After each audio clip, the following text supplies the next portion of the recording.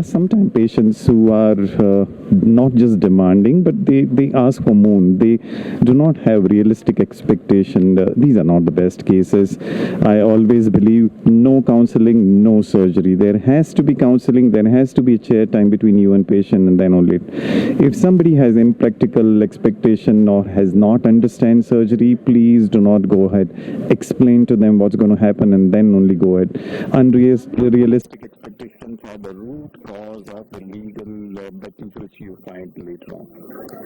Corneal ectasia is something which normally we know how to diagnose, like keratoconus and pellucid margin degeneration, and that's something which is very easy to diagnose. However, sometimes we may come across cases like this: a young gentleman who is seeking LASIK and who has a placido-based topography which is looking normal with the rule astigmatism, with the ultrasound Pachy values which is looking normal, and with this thing may be good candidate for LASIK. But when we did a pentacam, we realized that the posterior surface was not normal. The posterior elevation actually was a little bit decentered. The penis Pachy was not in the center part, so center Pachy was normal, but penis Pachy was 472, and not a good case for refractive surgery. Sometimes when the topography pattern looks normal, as you can see from here, simple myopic astigmatism in both eyes, which is a little higher in the amount. But when you look at this face, the face had lower pachymetric values. With that thing, and if you look at the Berlin ambrosia enhanced ectasia, most of the D values were in red. And on top of that, when we did a check for corneal biomechanics, the corneal biomechanics was poor. So here we are dealing with a cornea which is currently not very ectatic, has low pachymetry value, but has abnormal corneal biomechanics, not the case to further weaken the cornea. In fact, we should be looking at treating this thing with collagen cross-linking. Low corneal thickness is another contraindication. As you can see from here, this gentleman, the young guy who's seeking LASIK, the refractive error is okay, the corneal topography is okay, but one positive history of family history of keratoconus, and on top of that, he has lower corneal pachymetric values. Now remember, one of the important contraindication or important risk factor for corneal ectasia reported has been low corneal thickness. Though there are enough articles which says that you can go for PRK as low as around like 450 with PRK extra and those things, but you should keep in mind the legality which you are going to face in future. One of the Indian articles does show that 475 micron as the normal PRK and 450 micron for PRK extra, but just keep in mind you have proper documented the informed consent for all such kind of patients. With our availability of other modalities like lenticule-based treatment, the lens-based treatment like CKL, we should be a little more careful here.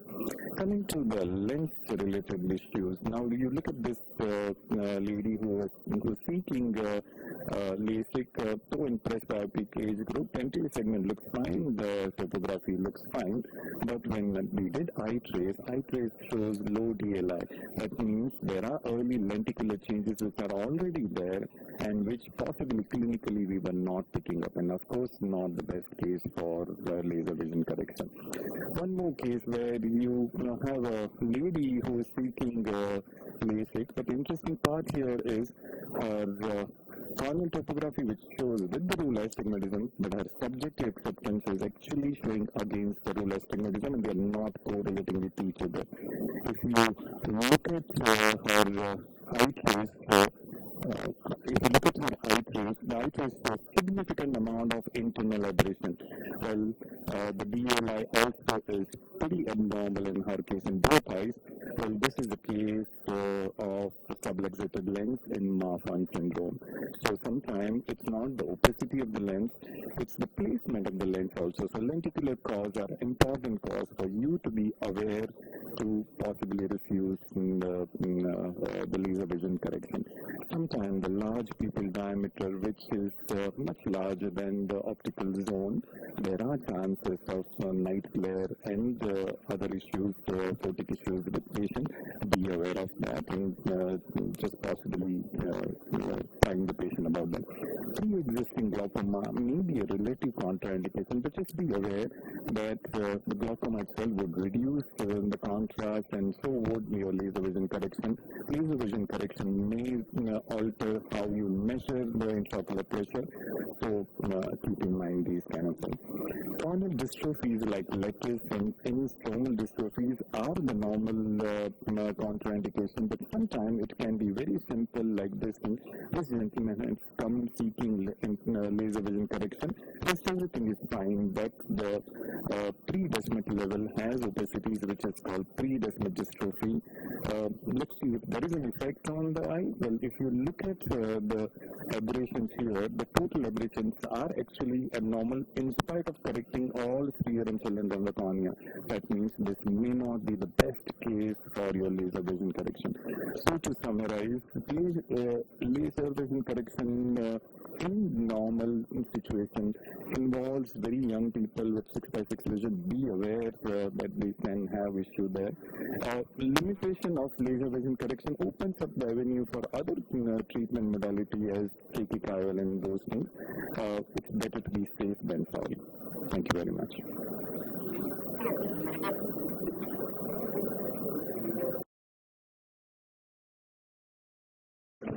Thank you so much for that talk, sir. I think the most important thing is to know when not to operate.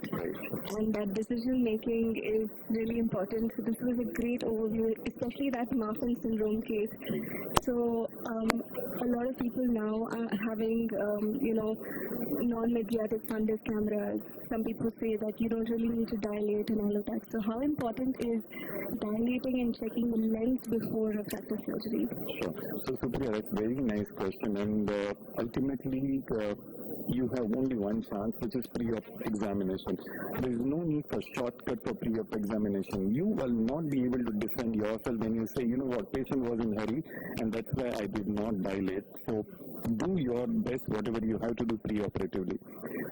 Of course, dilated examination may help you to see that little slightly displaced lens, but I would also say that try to correlate your objective and subjective measurements which you see on refraction as well as in your topography. And if there is discrepancy, be aware that there can be something which is lenticular, and in such kind of cases, aberrometries like eye trace can help.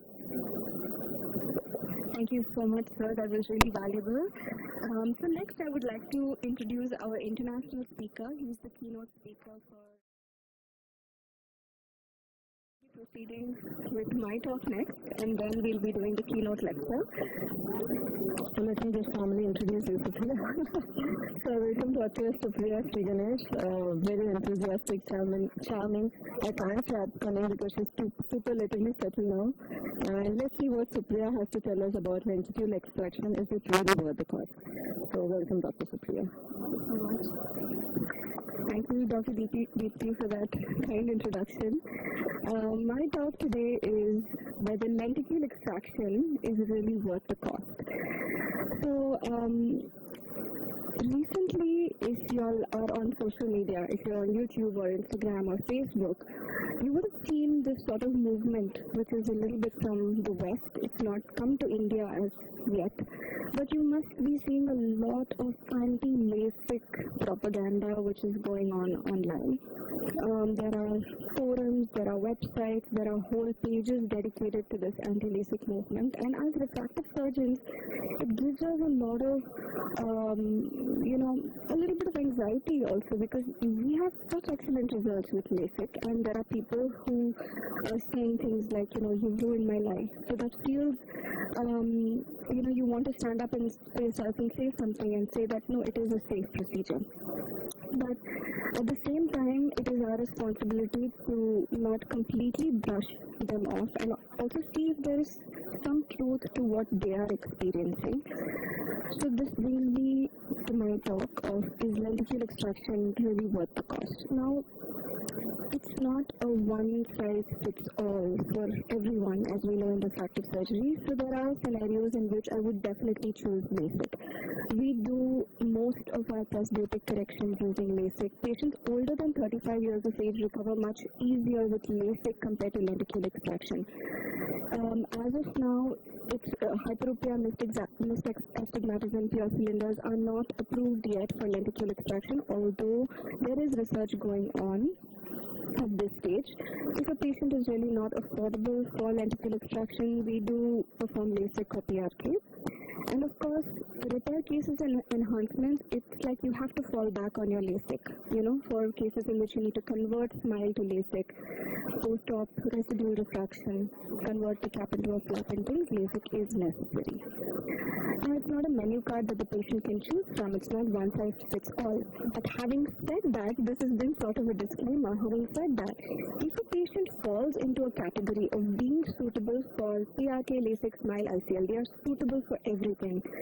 I would always choose lenticule extraction, and in our practice, about 80-85% of our patients undergo lenticule extraction. And why? The biggest advantage is that it is flapless. Now, we all know that in SMILE, there is 80% less of a side cut compared to LASIK. There is no flap, and hence no flap complications like microstriae, flap dislocation, epithelial ingrowth, etc.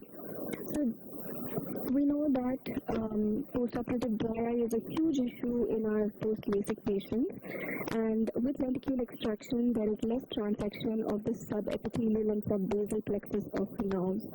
And in LASIK, what happens, these nerves are disturbed and there's no feedback loop for tear production, causing a lot of dry eye. These are confocal images, and you can see here a lenticule extraction 1 month post-op looks a lot better than a 1 month post-op in LASIK. Meta-analysis and multiple studies have been done to show that corneal sensitivity is much better post-lenticule extraction compared to post-LASIK.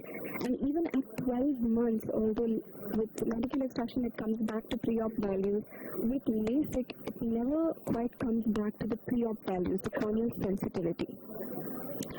Now, coming to the biomechanics, we all know that vertical cuts have more of a biomechanical impact than horizontal cuts because the Bowman's layer is what keeps the corneal integrity. It's the strongest layer. So, when we are cutting most of the Bowman's layer, we do lose the strength of the cornea. And as you know, the flap never sticks back completely and heals completely. Once you make a flap, you can easily even lift it 10 years into the future, right?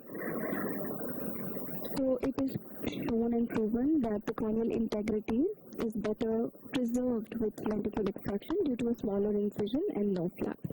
Now we all know the cosine effect in LASIK. We know that as the beam goes more towards the periphery, there is fluence losses, fluence projection losses, leading to a slightly abnormal corneal shape.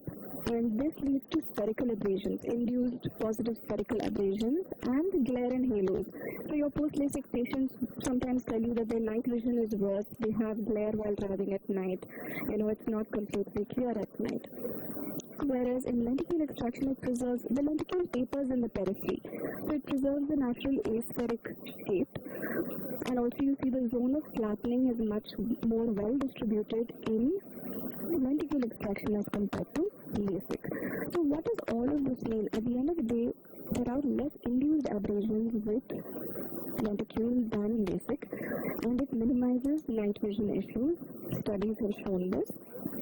And we all know that long-term outcomes are excellent with SMILE. This is our experience of having done over 10,000 eyes of SMILE. We did a study of the first 1,500 eyes done on Visimax 800. You can see here that the efficacy index is excellent. More than 98% of eyes had better than 20/20 vision. The safety index was excellent, 1.085. And here you see, look at the spherical equivalent. 99% of eyes were within 0.5 diopters of correction. So this is excellent results for lenticule extraction. Post-op recovery is also good. Here you can see even in astigmatism, this included astigmatism up to -3 diopters. So even for astigmatism, 98.5% had within 0.5 diopters of astigmatism. Stability is good, and a lot of people say that lenticule extraction takes a slightly longer recovery than LASIK, but we now know that, with energy optimization, post-op day 1 results can be excellent. You can see here that the OSI post-op day 1 is 0.6. Pre-op it was 0.5, OSI post-op day 1 is 0.6, and that post-op day 15 is 0.2. So you can have excellent results with lenticule extraction provided your energy is optimized on the machine. Now, although I'm giving you all of these points as to why lenticule extraction is a great option, there are some limitations. The refractive range is limited, enhancement options are limited. It does take a longer learning curve. The surgeon experience is very critical, especially for early cases. The capital investment is an expensive machine. Consumable cost per case is much higher than LASIK. ROI timeline, organization, again, it's a huge investment. With insurance, there are reimbursement issues. A lot of policies reimburse for LASIK, but not for lenticule. And of course, there's a preference evolution. Many early LASIK surgeons have shifted partially to SMILE or fully to SMILE, but other remain hybrid users because of just how comfortable they are with LASIK. And of course, there are workflow changes. There's a learning curve. But if you look at all of these limitations, it is limitations for us, right? Most of the limitations are limited to the surgeon or the organization. It is learning curve or cost or something like that. But with outcomes, the main advantages are for patients. It's minimally invasive, it's a single-step procedure, it's an all-femtosecond laser procedure, no excimer dependence. So you all know how finicky an excimer laser can be. Changes in, temperature, humidity, even perfume in the OR, things can change with an excimer laser. So it's much more precise with an all-femtosecond laser procedure. With some machines now like the 800, the treatment is centered on the visual axis and not the pupillary center. So that's a huge advantage for outcomes. It's quicker, we know about left dry eye, flap, and recovery is comparable to LASIK. Excellent biomechanical and long-term stability. And let's look at the future outlook. It's not just SMILE. Why would companies like Wind, J&J, V8 come out with lenticule technologies if it was not the future? They've invested millions of dollars in development because we know now that lenticule is a safer and more stable procedure than LASIK if the patient is suitable. Also, there is a tissue reuse potential. Lenticules are used in cornea surgery, keratoconus, etc. So what is the final verdict? Yes, lenticule extraction is worth the cost if you are committed to volume, you have the right demographic, you can master the learning curve. It's not a universal replacement for LASIK, but it's a very powerful complement to LASIK. So thank you very much, and I hope more and more people adopt this technology. Dr. Marcus Ang, who is online with us. Professor Dr. Marcus Ang is a senior consultant ophthalmologist and head of the Cornea and External Eye Disease Services, head of refractive services at Singapore National Eye Center, SNEC, and he's also an advisor at the SNEC Myopia Center. He currently has more than 200 peer-reviewed publications in cornea and refractive surgery, and he has multiple awards, international awards, including the APAO Achievement Award and AAO Achievement Award. He's actively involved in clinical training, teaching medical students and residents as well. He's the founding director of Global Clinic. And he's also very heavily involved in charitable work as well. He was named one of the top 100 ophthalmologists in the Asia Pacific by APAO. So I welcome Dr. Marcus Ang to give us this talk on smiling through SMILE complications. Thank you very much for this invite. Can you hear me? Okay, I can't tell if you can hear me, but I will start. If you can't hear me, then please send me a WhatsApp. So, very good afternoon to all the attendees. Thank you very much for the kind invitation and introduction. Dr. Marcus, can you hear us? Yes, I can hear you. Can you hear me? We can't hear you. Yes, Dr. Marcus, we can hear you. Perfect, yeah. Okay, great. Thank you. So I'll start now then. Once again, thank you very much for the kind invite. I've been asked to talk about smiling through smile complications, and I think the previous speaker talked a little bit about the learning curve, so I think there's an appropriate lecture. So I think the take-home message really is that intraoperative complications of smile can happen, but the key to smiling through these complications really is about prevention, and then knowing how to manage and when to manage or when to stop. So I'll be giving you a whole summary of tips and tricks, as well as how we can manage these little complications that can happen. So we all know that keratoid lenticule extraction or KLEX now is really the next frontier of laser refractive surgery.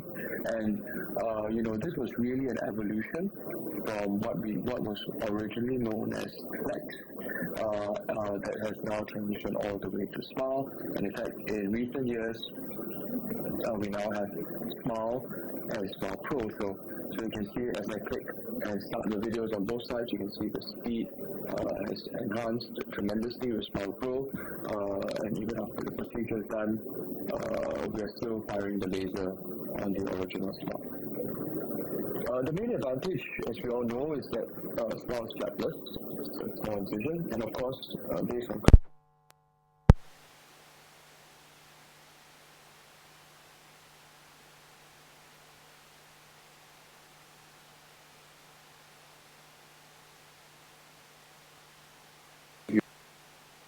and still SMILE, I think we can broadly divide them into complications related to the laser procedure, as well as complications related to the lenticular dissection. So each of them has their little nuances, and it's important to recognize these potential complications in order to either prevent it or deal with it. So I'll start off with the femtosecond laser complications first. I think this is a really useful study to just summarize all the complications that can happen intraoperatively, and you can see on the right, very common is function loss, which can happen at any stage, and I'll talk about how we can deal with them. But also, there are also minor complications such as OBL as well as black areas, which can affect not just the laser itself, but the second stage, which is the lenticle extraction. Learning curve is what we always talk about, especially for surgeons who are starting out. So there's also a very useful publication showing that in your first 100 eyes, you're likely to have femtosecond laser-related complications in suction loss, but also OBL and black spots. And then about 10% you're going to struggle a little bit with lenticle extraction when you're first starting. So I'm going to talk about something that's quite common, which is black spots. Black spots essentially just means that the femtosecond laser is unable to have sufficient energy to create a clean or adequate cut. So you can see over here, it can be due to anything that blocks the laser energy from firing into the corneal stroma, and the risk factors include basically tear film or even corneal curvature mismatch between the cone as well as the cornea. Now with the newer Visumax 800, we do find that this incidence of this black spot is reduced due to the speed as well as the energy settings. So I think as we lower the energy settings of femtosecond laser, the incidence or risk of black spots increases.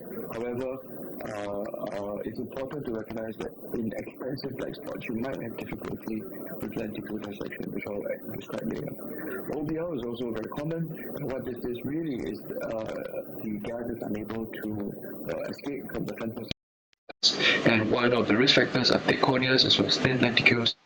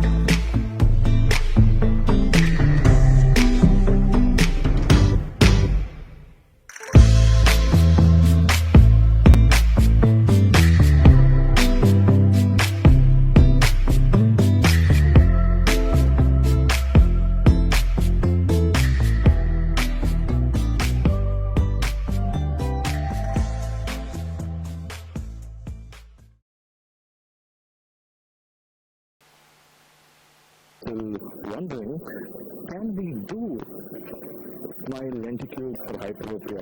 So we need to understand a little bit of history over here, and if you go back to 2016 with Walter Secondo, he did the initial lenticule profile for hyperopic eyes using flex. And this is how it is, and you can see here the lenticule is so much different as compared to the usual smile lenticule for myopia. You have a huge transition zone, and the overall size of the optical size of your zone is huge. And this profile basically started off the journey of smile for hyperopia. And this is what was published earlier, and what they found out that is about 0.5% of the 70% of the patients were within plus or minus 0.5. And there was still a lot of refining which needed to be done, and this study was conducted in 2018, and it was done by Dr. Pradhan from Nepal, and this was how the smile lenticule looked. And the mean spherical equivalent that he corrected was plus 5.73, and this was a relatively younger population, but this was the initial parts which actually prompted that smile can be done for hyperopia. Coming to the important conclusions from the Nepal study, very good centration was achieved. A 6.3 mm zone for smile corresponds to a 7 mm zone for LASIK. So you don't need to have very large treatment zones how we used to have earlier for hyperopic LASIK. So we were a part of the multi-centric studies which were there in the global trials, and Dr. Sriganesh from Metadama Hospital was one of our center was one of the primary centers where we did the hyperopic smile, and this was a very big honor. At the same time, we could understand so much more about this procedure. So what was the major criteria that we used? The M size cone?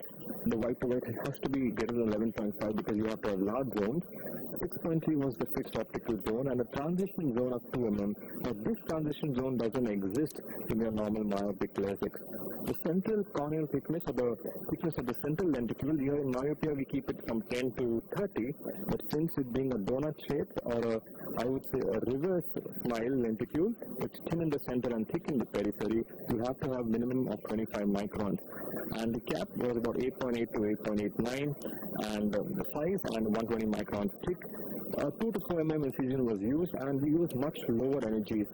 One of the things you need to see that the post-op keratometry should not be more than 51, because then it leads to a lot of abrasion. So what was the limit, you would say. It was about +6 with an astigmatism of +5, and the spherical equivalent of +7 was taken. So this is one of the cases which I would share, which is 21-year-old female with a +5.5 with a +0.75 cylinder, and you can see the pre-op and the post-op, which is very good with a 6/6 correction. So this is how a smile for hyperopia looks like, and you can see you have these huge zones, which are the optical zones, and because of the profile of the lenticule, you have the lenticule cut, the transition cut, and then again the anterior cap cut and the side cut. It does take a longer time. Mind you, this is done on the Smile Pro, which normally takes about 8 to 9 seconds for your myopia, but for hyperopic correction, it takes a good 35 seconds. So that is the average. And here you can see you need to dissect the anterior and the posterior. This is Dr. Sriganesh's video. And here you see you need to go and dissect right up to the edge because you need to go beyond the transition zone. So this is the anterior cut, which is relatively easier to dissect, but the posterior cut, once you dissect the central optical zone, the peripheral transition zone, because it's angulated, you have to be very careful. And if you don't go right up to the periphery, you will have tags of tissue. And therefore, we didn't take patients who had a small white to white, and that's the challenge in hyperopic patients. Most of them have a small white to white, so you have to be very good in your selection criteria. Here you can see once the dissection is complete, the entire lenticule is removed, and it's important that you do not do too much of a very vigorous dissection or very harsh, because the recovery does take longer. So a gentle sweeping movement as you would do. And recording in progress. So coming to the post-op pentacam, and you can see how the differential maps look, and you can see a lovely zone of central steepening and flattening, how you would get in the typical hyperopic LASIK. Now, what were our results? So we did around the total results of the multicentric trial. We had around 374 patients, and the age of the patients were plus or minus 38.8. But the most important thing I would say is the average spherical equivalent was about 3.2 diopters. And this is something which is acceptable. And we could see that about the safety and efficacy indexes in both the patients in the multicentric trials, this was followed up over a year, is very good. Coming to the contrast sensitivity, yes, there's a decrease in contrast as expected with hyperopic LASIK. Coming to the efficacy and safety, they're all good with a 1.2 safety, and the efficacy also at 12 months is good. Regarding the predictability of attempted corrections, we see some of the dots falling against towards the two standard deviations, and what we see is about 0.5 correction that was achieved in about 87-88% of the patients, and which is very acceptable. Regarding stability, we can see that it is very stable, and at 9 months sometimes there's a slight change, and this is usually due to the late epithelial healing which does occur. Coming to astigmatism, astigmatism corrects well because the centration is good, and just to conclude that you can get results which are much better than the earlier because the machines have become much more better. Coming to there's an incidence of transient haze because of the larger zones, longer treatment times, and the slower recovery as compared to FS LASIK. We also get a little bit of regression around 9 months, mainly because of the epithelial changes, and we should always be careful that patients need to be stable because you have more chances of suction loss because it's about 35 seconds for the entire procedure. And to come to the end, but with the Visumax, since it's faster and also better cyclotorsion and good centration is achieved, it is achievable to do in these cases. So I would say integration of hyperopic smile into the Visumax will add a new avenue to give treatment for hyperopia and hyperopic astigmatism in coming years. Thank you very much. Thank you so much, sir. That was a great insight into smile for hyperopia. There's no work to be done, but this is a great start. I would like to introduce our next speaker, Dr. Deepti Meda. All of us here know her really well. She's a prolific cornea, cataract, and refractive surgeon from Kartik Netralia, and working with her for this DOS for the past 2 years has been a great experience for me as well, very inspiring. Welcome, and over to her for her. Thank you so much, Supriya. And you have put me to speak on PRK after terrific talk from smile, which itself is a huge task. So I think why we thought we should look at, I know PRK has been there with us for decades now.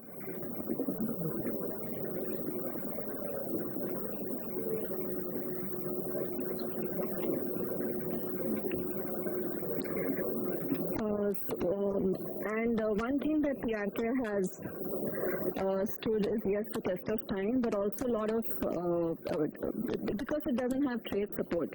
So that's one big thing where probably PRK doesn't look as glamorous as the other colleagues of it. But I thought I'll just, can we get the screen? Yeah. So this is just to help us all surgeons. Today, refractive surgery in Bangalore is only after 2 or 3 opinions. So I think that is a norm and we all happily accept it. And when you say PRK to a patient sitting front, the first question is really, Doc, PRK, isn't it like an outdated technique? That's half thanks to Google, thanks to ChatGPT, and also a lot of trade which commercialized other things. PRK is the victim. So let me just see how I can still substantiate this superhero for years. And I would not want to call it PRK just because the name has been so downgraded. Let's call it surface ablation, how we call it in our practice as well. So this is the time of AI. So I just asked ChatGPT, can you tell me in person the biggest fear a patient has after any refractive surgery? So it combined quite a few surveys and it gave up this beautiful list with the percentage. It combined almost 5 surveys in the last 2 years. This was from ChatGPT, and I just put it up here. So let us just look at the 3 techniques that we have. Flap would include a MK and a central lenticule, and we have a surface. So the first fear in the surveys, this is a compilation of quite a few surveys, was fear of going blind. Like even if I would want to get refractive surgery, this would be the biggest fear. And we have a lot of studies on available which shows us the complications after each of this. And I'm sure all of us, including Supriya, Saga, and even Marcus, believes or we know that the side effects of surface ablations are much lesser, at least in all these papers which have been published. Looking at short-term, long-term, this is not of experience, this is only a PubMed search where flap-related complications had the highest publications, followed by lenticule, and then was a surface ablation. The fear of pain is the second thing patients are worried of. So during the procedure, certainly flap and lenticule are a little more uncomfortable just because of the pressure that is applied, and surface ablation is a breeze. It's simple for the surgeon, less of a heart rate fluctuation for the surgeon, as well as a very simple procedure for the patient. But only when you look at the post-procedure, a grease surface ablation tops the list in terms of pain. I would not want to say of results because they are multifactorial. Person can get great results with PRK and equal great results with the SMILE, so let's not comment on that. So if you look at the long-term effect of any refractive surgery, there are 2 things which all of us are scared or apprehensive is keratectasia, and maybe a long-term side effect again would be something like an epithelial ingrowth. Again, to top the charts in that are flap lasers, lenticule, and the least long-term side effect we have seen is in surface ablation. And the next 2 are anxiety and losing visual quality. I think all of them stand with just case selection and the surgeon's skill there. Finances was the next concern, and lenticule tops it because it's quite expensive, and again surface ablation wins this race because a lot more people can still afford it. Flap complications, again a very unique thing for flap, and last thing was concern about cataract, etc. We're all stand still. So just this simple slide shows us how safe a technique is surface ablation. So even if you ask any surgeon, your 3 things you would not want is to not complete the surgery, maybe an incomplete flap, a microkeratoma flea flap, which is absolutely not existent in PRK. I don't think there's any PRK that has not that has had an intra complication other than maybe the excimer laser failing, etc. Immediate post-ops are much lesser. There's not much inflammation because there's no interface in PRK, and even if there's a keratitis, it's much easier to treat a post-ASA or a post-surface ablation infection compared to SMILE and Femto just because of the interface issues. And again, as I said, ectasia and epithelial ingrowth are least. So PRK has stood the test of time. and certainly the least thing. So look at our results. We have just analyzed the last 2,000 cases of refractive surgery at our hospital, and 46 of them have a flat phakic or lenticule, and 54% of them had a surface ablation. Yes, we have been doing surface ablations very happily for decades, and these have been our statistics in the last 10 years. So there are three main concerns when it comes to surface, that is pain, haze, and recovery time. And I think we have been very comfortable dealing with all of these. So we routinely do pain scores for our surface patients, and if you really see, the pain scores are not really bad. There are a few patients probably who overreact, maybe their nerves are a little more sensitive, but majority of the patients with the protocols we use are pretty much comfortable. And to answer the haze question, I'll just share a few immediate, medium, and late post-op. So this was crystal clear corneas, maybe around 7.5 performed. This again was around 7 to 8 with a 4-fill astigmatism we did 3-4 years back. And this is a huge cylinder with a very high power of 8 with 2 fill, 5 with 3 clear corneas, 8 and again 9. And whatever I could pull out, this was probably the highest in the last few years. We have ablated 10 and 9 and very clear corneas. And this patient, I think, is now close to 2 years. So we routinely are not only doing it for small power, but we do it for high power. We do Steinfeld at a month and a year also, and it shows that densitometry is very comparable to pre-op. So for haze, I think is highly exaggerated. And how do we prevent haze is the claim protocol. We have very strict criteria for high power ASA. Starting from profession, we don't do it for people who are more outdoors. We don't do it on sportsmen. We do a very intense screening to rule out keloids and collagen diseases, because even if you treat -2 or 3 on a keloidal tendency, you will surely have a bad haze. And vitamin C, we feel it's a magic drug here. We started pre-op and do it 4 weeks post-op. Mitomycin in every patient, even if it's a 15 micron ablation, we do a 40-second minimum. And after 40 ablation, we go 1 second per. And we have very serious counseling that happens to ensure that they are not exposed to sun without a UV protective glasses. We just ask them to avoid beaches, hilltops if they have had a high power surface ablation, which is very easy for corporate crowd in Bangalore. So I think with the protocol strictly followed, we have had really good results with high power surface ablation also. And again, for pain, Ibuprofen is helping, and during the surgery also ensure there's minimum handling, make sure it's a quick surgery. And I think one thing that really helps is avoiding epithelial attacks. So a simple case which I did yesterday. So if you see here, the patient has a very significant angle kappa, which was beautifully corrected because you can club your surface ablation with any excimer laser with a contour where it nicely centered it to the visual axis. So you just put PRK, you put 20% ethyl alcohol for around 20 seconds. Make sure not even a drop of alcohol triggers onto the conjunctiva, because there will be some toxic reaction. And this something is what has really helped us, which is a aspirating speculum, especially in our flaps and lenticules. There's not much of debris in the interface because your mebum is always aspirated, and your interfaces will be much clearer with this, even if you do a flap or a lenticule. So this has really worked. And also when you're removing the epithelium, we try to keep the central epithelium on just to avoid any dehydration till we have prepared the periphery. So just using a hockey stick to smoothen out the periphery. Just take it forward, and just when the technician is ready to fire, you remove the central epithelium.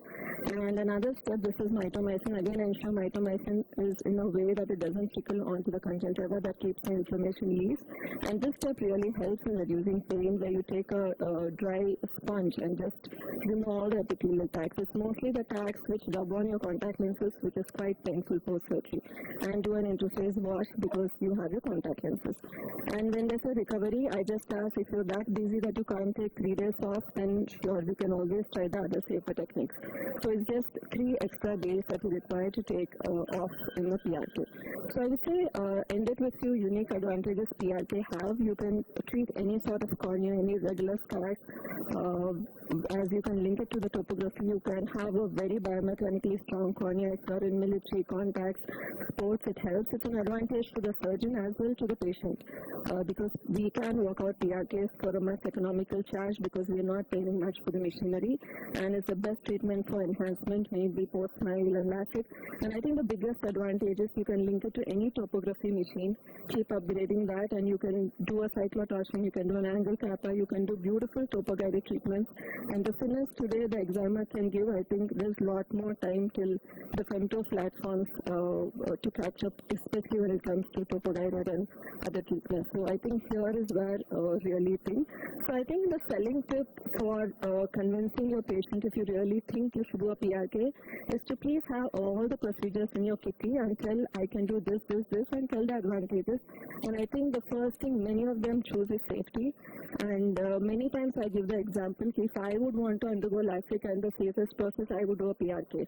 But be prepared for a little slower recovery and pain.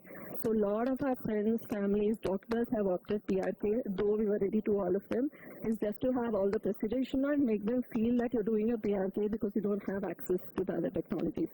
So offer all of them and then give them the advantages of PRK, and many of them would agree. So I would say PRK is certainly not old. Yes, it is time tested, it's polished, it's refined, and it's quite a rugged procedure. And if I would really have to have refractive surgery, I think I would opt for a surface ablation. So thank you so much.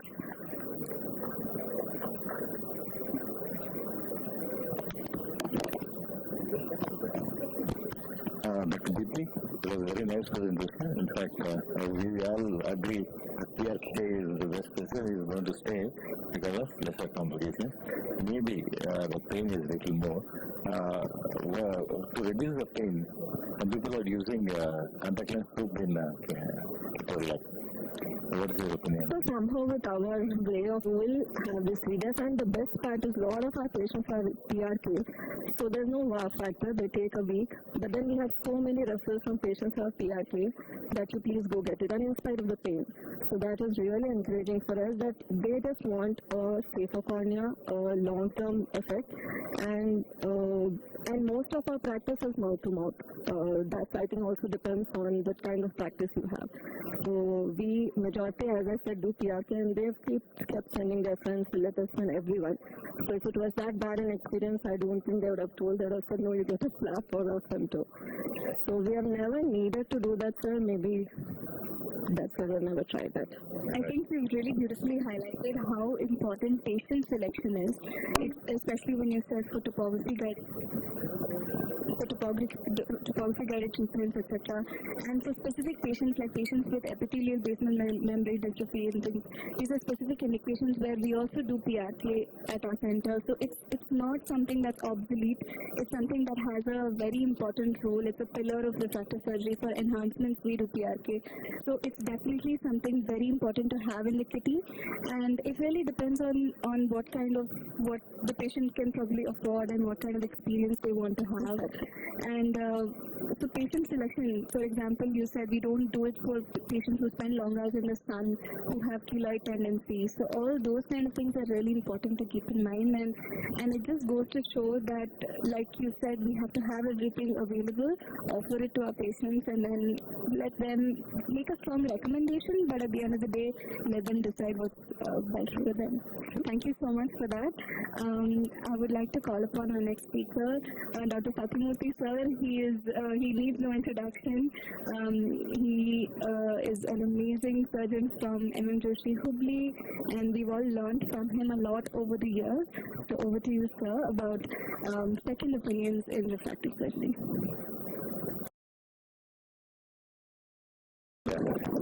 I'd like to thank Agri Society and Dr. Ilan and Dr. Levi in particular for giving me this opportunity. Second opinions are definitely, have become very common. More so with so many platforms, and but they are very, very important. Second and even third also, both for the patient as well as the surgeon. And then when I was preparing for this article, I plenty of online articles, and there are a lot of hospitals who are offering online services also. And most of the hospitals, they are stopped short of saying that we are the best in it has become a business now. It's very difficult to get the exact incidence, but most of the patients, they do take second opinions. And why exactly patient takes second opinion? Only it is a routine practice in all walks of life, not only refractive surgery, just to double check whether this is okay, whatever I have been told, can I undergo this or not? Or some borderline cases where surgeon gives explains everything and gives many options, different options, and patient is thoroughly confused, so he wants to take one more opinion. And then expensive treatment, maybe it depends on the place, and then maybe cheaper in Hubli or vice versa, or cheaper in Bangalore, so they would like to go. With too much of explanation, patient starts suspecting the system. Then there is facing particular fact, doctor, because since childhood he has been seeing the same person, and many of his friends and relatives, they give opinion that I underwent this particular procedure, so why not take one more opinion from this person? And then surgeon refers for different reasons whenever he is in dilemma and when he wants the confirmation of what he has decided, and so that he can make a proper decision, and then he can address the concerns of the patient as well as his own concerns, and then he can identify the potential issues, he can ensure the optimal results, and finally the peace of mind, which is most important. Because at least he can be sure of what he is doing. The results in better patient care. This results in better patient care, which is what we all need. And I'll just go through a few examples. Here, the panel thickness was low, the patient had a low refractive error, the AC depth was good, patient had only -2 diopters of fear, and since AC depth was good, so without doing PRK or something, just went ahead with sticky coil. And here, topo was doubtful, carbon thickness was not that good.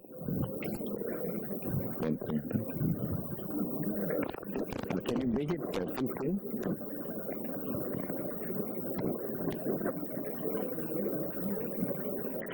Yeah, so that was the suspect keratoconus. No, it's not.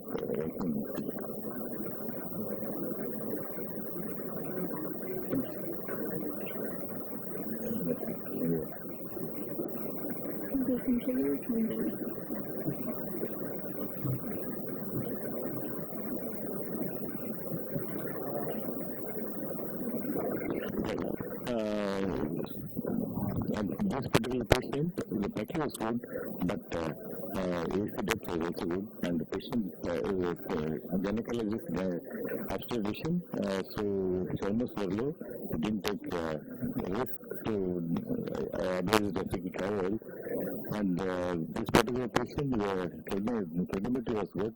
It was a moderate refractive error, but cornea was very flat. So post-operatively, the cornea used to come to around 34 or 35. The quality of vision may not be that good. Again, we did sticky coil. And this particular patient, I would like to take the opinion of others also.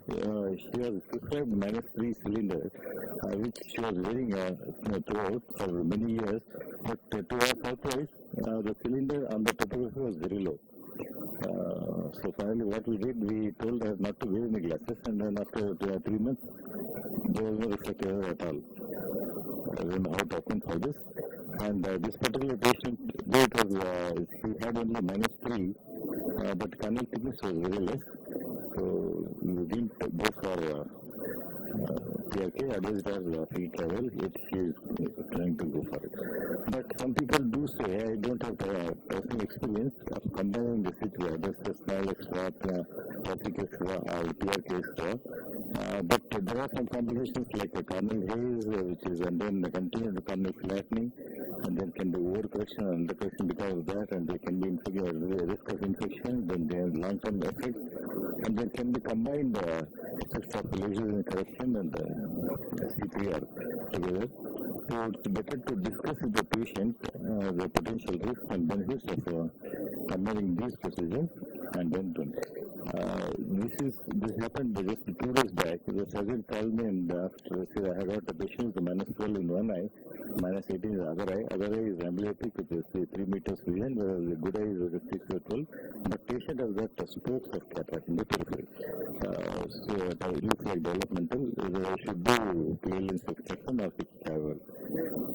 Obviously, I told you to go for physical travel, and later in case the patient develops cataract, you can always remove that. So this again opening is probably travel again. And then patient had 11 millimeters in the early after left to right manual, but the person was showing 12. Same thing in the other eye also. So it was little dilemma whether to put a physical in this eye or not. And then some of the bad distance. So this particular patient, he had, she was a scientist, maybe, I don't have the pre-refractive surgery. It was done 15 years back elsewhere. But patient developed the ectasia, and then probably that time it could have been avoided. Then this is another girl who is in US. Again, she came with 9 doctors of eczema in one eye and 11 doctors in the other eye after 6 months of LASIK. She had a septic keratoconus. Then with scale contact lenses, today she's okay. Otherwise, she had gone into depression. Now she is an advocate practicing in here. Postoperative also patients do come, usually referred by the surgeon for follow-up. And then they have the concern about surgery and long-term results, and then to know surgery has been performed very well. And then the concern about issues like dryness and blurred vision, which are there in every laser vision collection, that have to be addressed.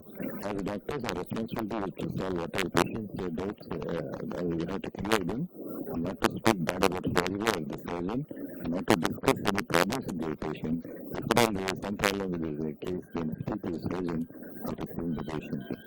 So, while the second opinion is improves the patient outcomes, increases the patient confidence, and enhance the communication. So, in conclusion, I'd like to say second opinions definitely is required, provided the surgeon promptly refers the case back, whether in person or online. Will result in excellent medical decision making, and will continue to require wise, thoughtful, experienced advice from the experienced colleague. So thank you very much for the patient listening. Thank you so much, sir.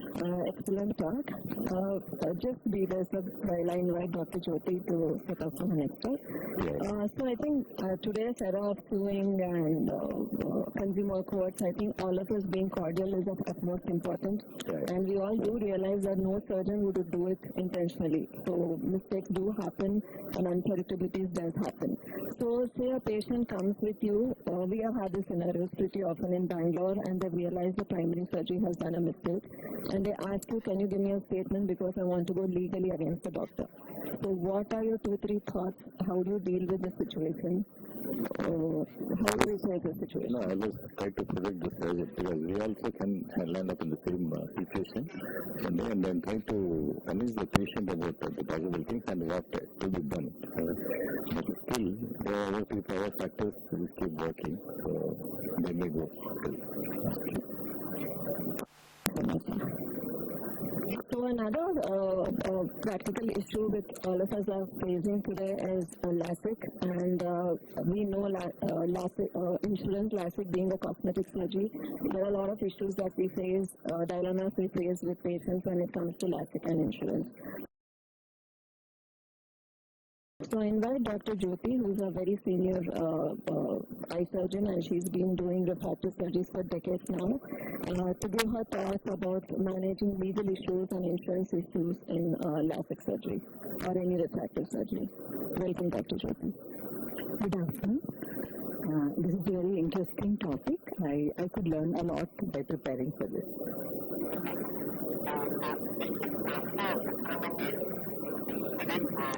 So while it is easy to get insurance claims for cataract surgeries, when it comes to LASIK, it is not that easy. So most of the insurance companies will cover refractive error only above a certain degree. Minus 7.5 is the cutoff line. So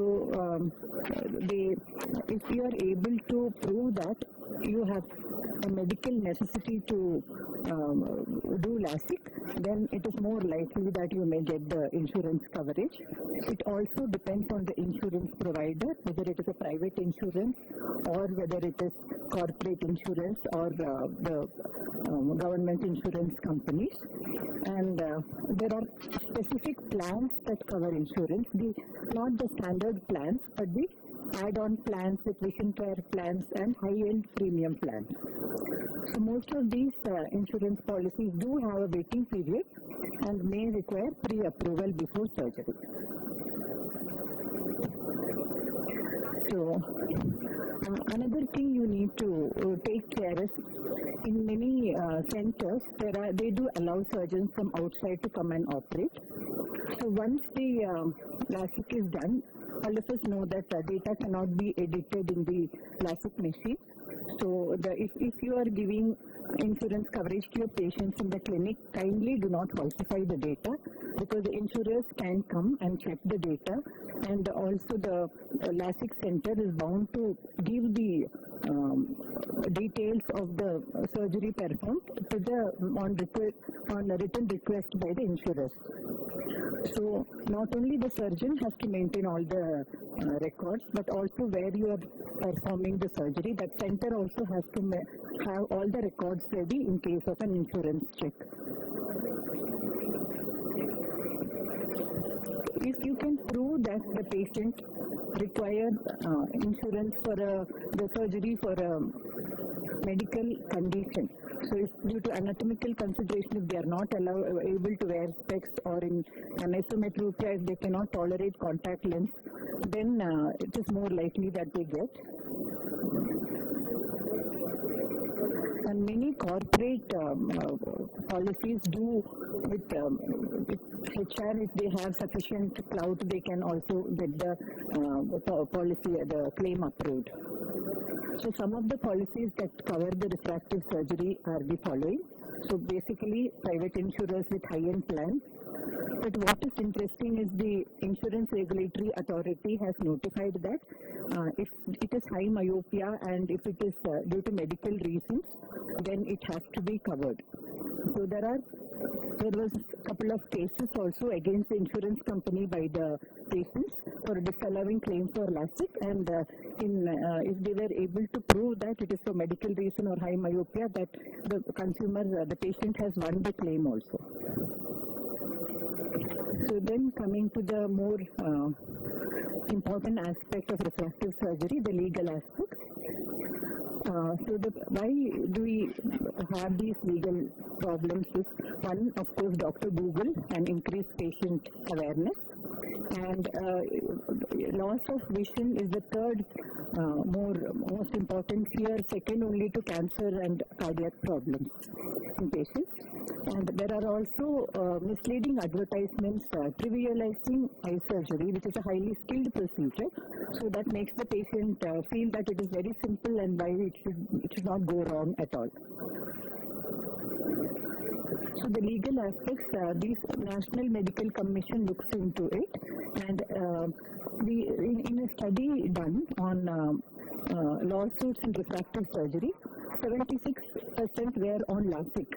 Maybe because LASIK is the most commonly performed refractive surgery all over the world, that could be the reason. And 65% of the verdicts were favorable to the patient.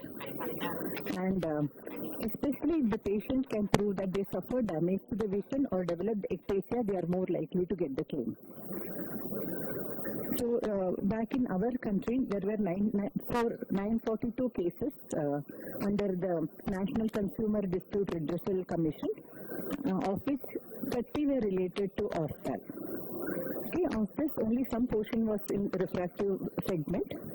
So it is nice to notice that compared to OBG, ortho, and other pediatric specialties, ophthalm is still less litigious. But the sad thing is, in the last decade, there is a threefold increase in whatever litigations in ophthalmology. So the lawsuits can be filed under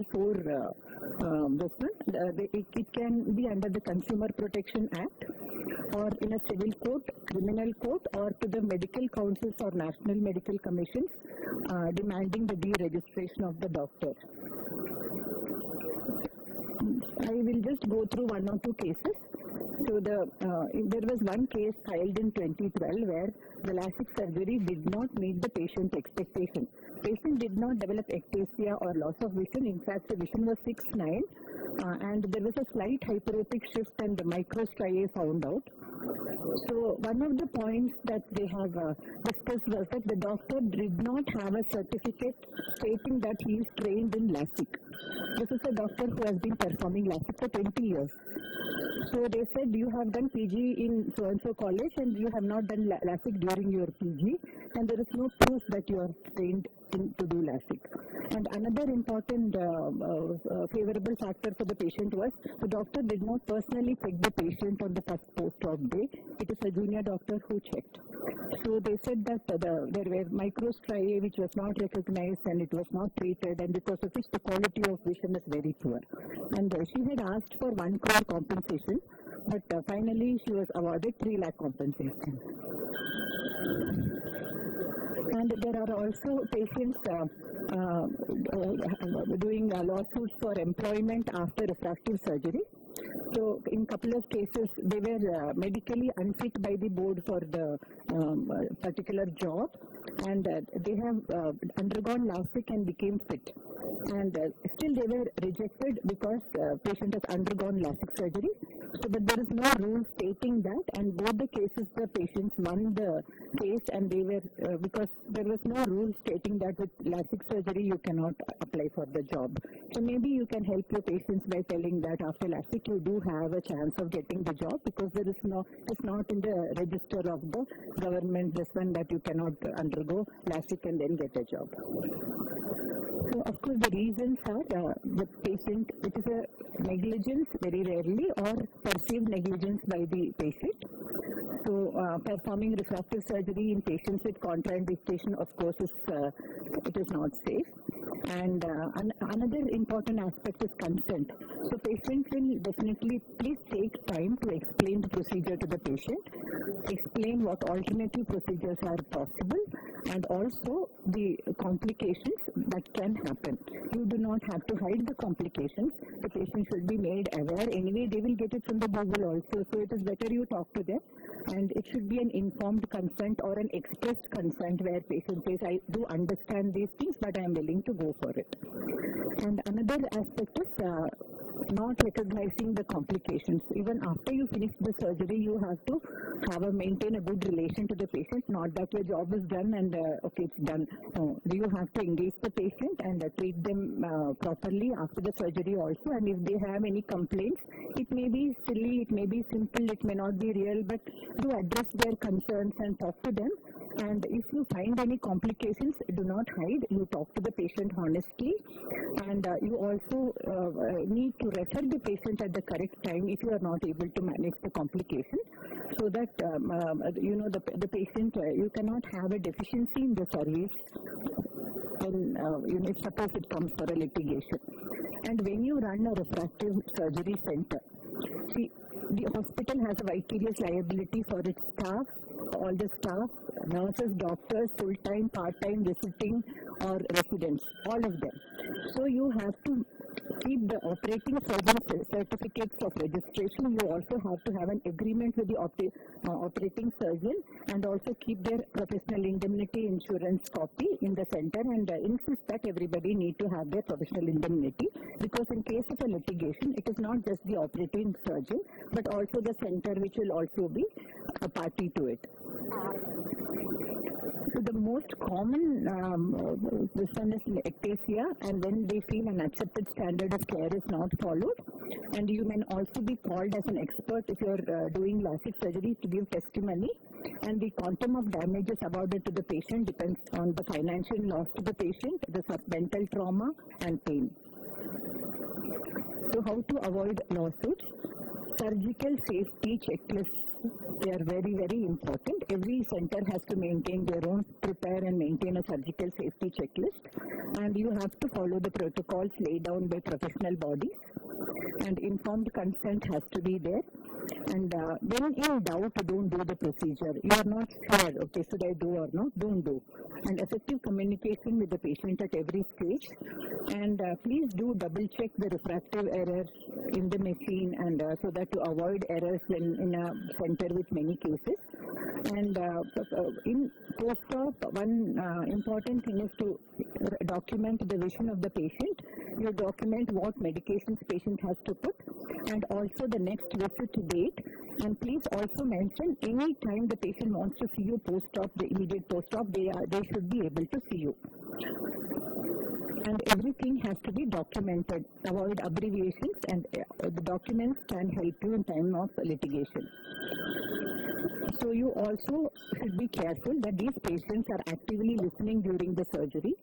You may have small issues during the surgery, but please minimize talk during surgery. They may perceive it as negligence, or you have done something wrong, which may not be the case. And never criticize your colleagues if a patient or their technique or their surgery, because that can incite the patient to file for litigation. Today it may happen to a colleague, tomorrow it may happen to you also. And all of us, please take a professional indemnity insurance minimum of 1 crore.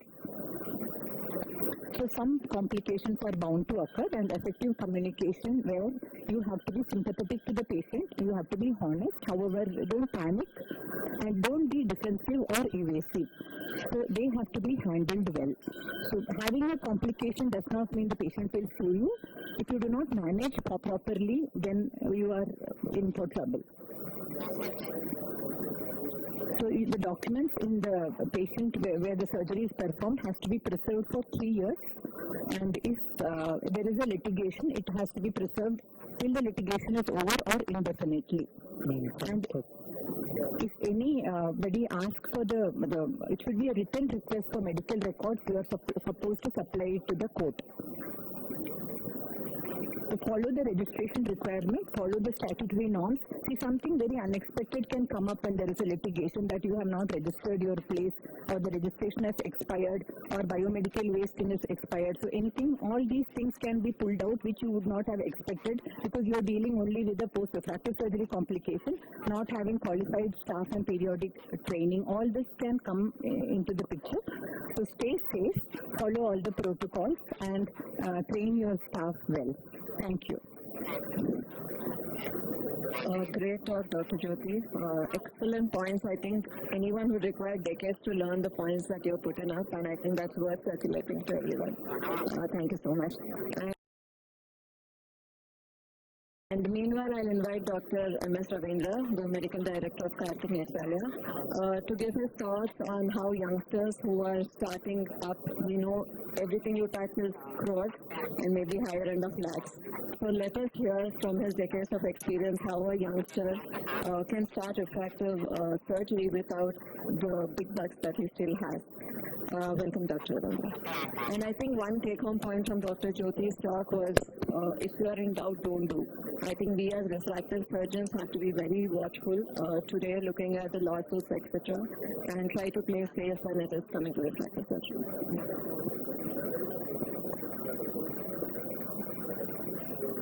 Should I have it or should I remove it? It's easier if you have it.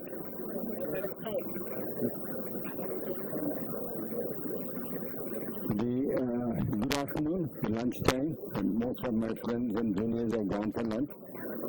Hopefully it will reach somewhere. Refractive surgery without big bucks, I'll take 6 to 7 minutes. Is it possible to have a learning of refractive surgery, which we didn't learn at all during our post-graduation and practice? We picked it up on the way. We had a beautiful concept of setting up Jyoti Exhibition Center. I was there right from the beginning, and I'll just share some of the experiences we had there. It is possible to tell in one slide. It is possible to practice high-end refractive surgery without spending big bucks. That's the final answer. I'm grateful to my alma maters, which include Minter Hospital, All India Institute, Shankar Nethralaya, and University of Rochester. We are from land of Supriya, and we are great surgeons, and there is no way a manual surgery can be inferior to a machine surgery till certain levels. Refractive surgery is growing right now as per the numbers because the young population is huge in India. Increasing screen time related myopia, that's documented. Affordability, people have a lot of money to spend today and they would like to convenience themselves with similar things, including LASIK, and health insurances are reimbursing the LASIK. All these have seen that the number of surgeries performed has increased, but it has recurring and capital expenses of crores of rupees and prohibitive for new people and even solo practitioners. Even institutions like ours, we think twice before we invest on the ground from to laser. We need space, we need marketing. And what's the solution? There's something called lean operations, where a person sitting in a corner of Bangalore or a corner of anywhere in India can enjoy this without any upfront investment. How is it possible? You see, it said that fools build palaces and wise live there. So the people who have invested money, a lot of money, I'm not looking at anybody, have invested a lot of money with their own personal funds, and then they shade laser suits, which reduces fixed and recurring costs, keeps overhead related to patient volume. You spend something that is related to the number of cases you do. This month you didn't want to do a surgery, fine, you have no expenses. So Japanese Laser Vision Center started in Bangalore in 1998-99. That's the time a couple of us who were interested to pull together and set up this technology by pooling our own money. So we have spent 5 lakhs each of them at that point of time, and it is given return every year over a period of time. So type is for per eye billing. That is IVD laser centers that we have. Our hospitals have got these machines. Corporate trains of these machines. You, as an individual, can go and talk to them that you would like to license with them. Initially, they will not permit you to do surgery, but then over a period of time, you can always pick up the technology, pick up the skills of doing it. It's nothing more than doing a good cataract surgery, actually. So you can link with them and take your patients there and operate. Mobile laser platforms are available today. That they'll be more and more popular. So phakic IOLs are popular too. They become popular outside the LASIK range. Skills needed are similar to cataract surgery, good cataract surgery, but mine cataract surgery you are doing at the patient who is 50, 70 years. You are touching the eyes of people who are growing, who have the entire life to go, so you have to be really serious before taking up the phakic. You cannot sort of mess up with an eye who is young, and you have to take the phakic IOLs very seriously, actually. Usually, partnering with a friendly refractive surgeon, let him do the surgery, watch it out, and then let him be there, watching your surgery for a couple of times, and that's the way you can build it up. Attend phakic IOL sessions and conferences. YouTube, you cannot learn anything because it's two-dimensional. There are a lot of skills which are missed in YouTube videos, but you can always pick up new ideas from YouTube videos. Offer LASIK and phakic IOLs to everybody, including all emitters, including surface, even if they're not fit, put in a word. So he'll go and spread it outside. And even a person, young boy who comes with the glasses of -3, -4, he is only 14, 15, always make a mention when you go up to 18, 20 years, you can consider as an option, so it remains in the mind. So you don't need a big hospital for refractive services. Rent a consulting place inside a hospital. There are a lot of neutral hospitals available in everywhere. So just go and request them, I need a corner of your place, and they'll be very happy to accommodate you. Or in a big diagnostic clinic. Use cloud-based landmarks to reduce IT costs. Teleconsultation is a very good way of saving your own time, and in a hospital, the busy times are there and lean times are there. So keep that lean times for teleconsultation, including your pre-op instructions, post-op instructions, everything you can do it on teleconsultation today. We have just started, it's working beautifully. And pre-operative counseling can be done on teleconsultations. Patients in India value results and doctor reputations or flashy interiors. The big hospital comes next to you, you just don't have to worry about it. You continue your personal care to the patients, and you will not lose your patients. Your numbers will not come down. That I'll assure you from my own personal experience. You don't have to worry about two other hospitals coming up around you. The non-clinic model is traditionally a small mega clinic, not beautifully decorated. It doesn't have huge investments on interiors. The focus on refractive consultation model.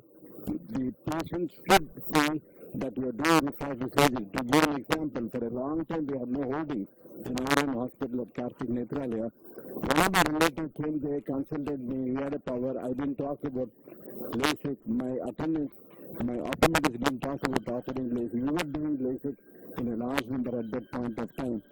He went out and got it done by a colleague of mine and came and said, how is my eye? So the patients should know that you are doing it and it should be displayed in your place. And it improves and patient experience. There are a lot of ways you can improve the patient experience, and that's why we should be doing it to build the long-term brand equity. Learning is very important. The technology keeps improving again, and even if you're not doing it, know everything about the new technology. So do not go behind even one step, because patients obviously know much more than that. A person who has got a refractive error will come and tell you about everything which probably you also do not know. He'll ask all funny questions. So you should learn what is in the net, what patients learn from the net, you should be able to answer them very well. So have gone through efficient trained staff. More number of staff will clutter the area, and they'll have different opinions. Patient will ask one staff, then next staff, and then he'll get confused if all of you are giving different opinions. Outsource marketing, word of mouth is the best way to grow on a long-term basis. Common diagnostic, you can choose to have common diagnostic centers, number of patients there, or you can get the machines today to your own clinic and enjoy the progress of your hospital to examine the patients. These laser centers offer pre-op support, equipment, surgical staff. More in every center will have surgeons. You are not skilled in that, you can request a person, the skilled surgeon on your behalf will come and perform the surgery. Maintenance and calibration is not a headache, that's a big headache for the equipment owners. And you only bring your patients and do the surgery. It's very common in Europe and Asia. There's nothing special about India, but in America too, it's very traction because of cost-sensitive issues. Start with high margin and low volume. This is an important slide. Most of the people who are solo practitioners, they think that they would like to keep 5,000 rupees less than the busy big hospital. The marketing specialists will say that's a wrong concept. The first 20 to 50 Ks are very crucial. If everybody is charging 50 and if you are charging 40, patients look at everybody can afford 50,000 rupees today. The mobile costs 40, 50,000 rupees, a good one. So it's not that affordability, but if you charge less, you are an inferior doctor in the patient's point of view. So do not undercharge to compete with high volume chains. If you want to remember one sentence, this is what you should remember. Position yourself as a premium provider with customized care. You give that much of care in technology, in services and follow-ups. This is the most important message that I'd like to drive you. There are other flexible payment options like UMI, which you can have it.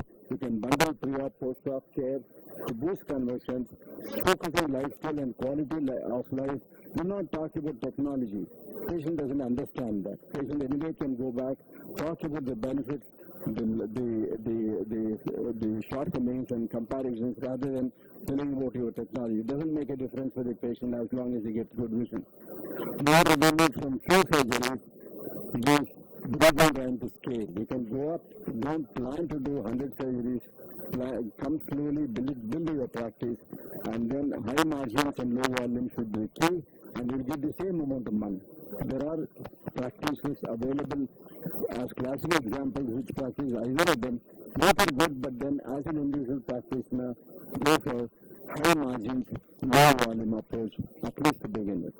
Marketing, there are a lot of things in marketing, but the best marketing is to taking care of the patient as he walks inside, respect his time, respect his privacy, respect his thoughts, respect his feelings, and then clear all his doubts, and that's the best way to market even whatever you offer to them, and the rest of them are all you're familiar with the web marketing.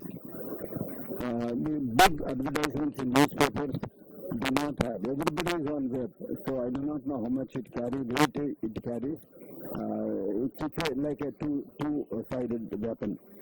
So plan to scale, not to just survive.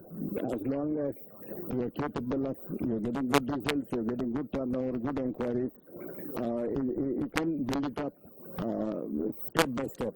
And should you own your own laser system on a long term, we have been at Karpinatla itself, we are using the facility at Jyoti Laser Center.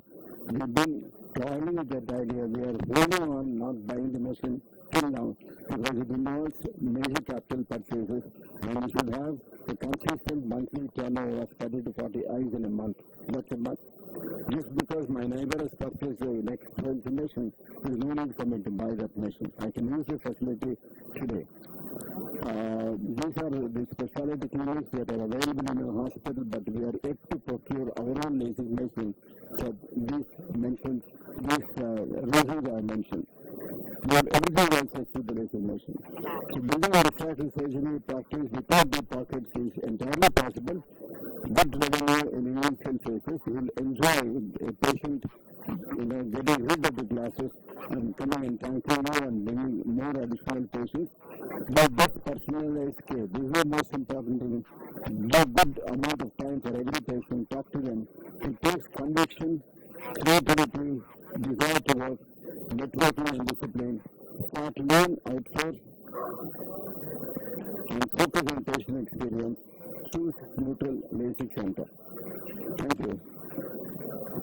This slide shows minimum waste. This is very important because more number of centers, more number of equipment, more number of technology means more amount of wastage. This is something we have to keep it in mind all the time. Thank you. Thank you, sir. That puts so much into perspective, and that was an excellent talk. You have such amazing experience with building a LASIK practice.